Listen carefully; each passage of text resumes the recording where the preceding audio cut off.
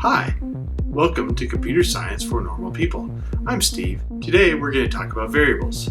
Variable is simply a container for information. You've seen these in math classes when you did things like y equals 2x plus 4. In that case, y and x were both a container for some information, and they can both change. That's why we call them variables.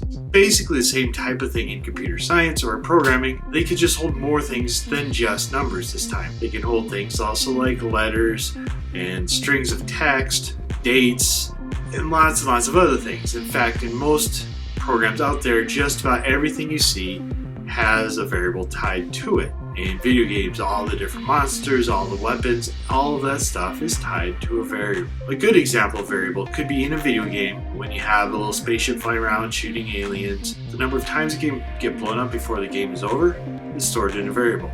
Also, the high score and the current score are both stored in variables. If you're writing an application that would interface with Twitter and pull down some tweets and display information about tweets, all the information about a tweet is stored in a variable. To create a variable, you have to do a couple things. First, you have to say that you're creating a variable.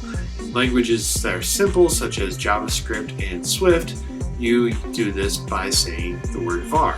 In other languages, such as C or C++ or Java, tell it what kind of variable it is. Each variable has a type. So if you're going to do a score, that's going to be an integer, int score. If we're doing this in JavaScript or Swift, it's even easier because then we just say var score. And then because we're just starting out the game, let's initialize it. So we say var score equals 0. As you have it scored 8 points yet, it's going to be 0. Later, you might say score equals 5. And that would put 5 points into the score variable. It's important to note that when you create the variable, you have to say var score or int score, and later when you're referencing it, you just say score. So when you're setting the score to 5, you just say score equals 5. Because if you said var score equals 5, then you create a whole new variable with the same name. It's important to give variables good names though. If you're playing a game and you're talking about a score, the name score is a good name for the variable. I've seen people do things like call the variable George.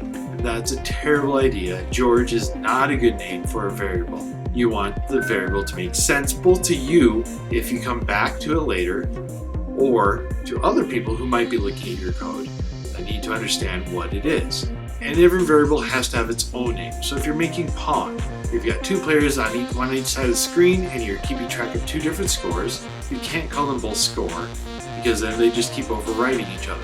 So you have to say player 1 score or player 2 score.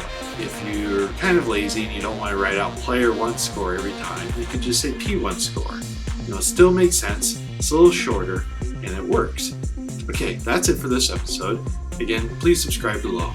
It helps out very much. Thank you.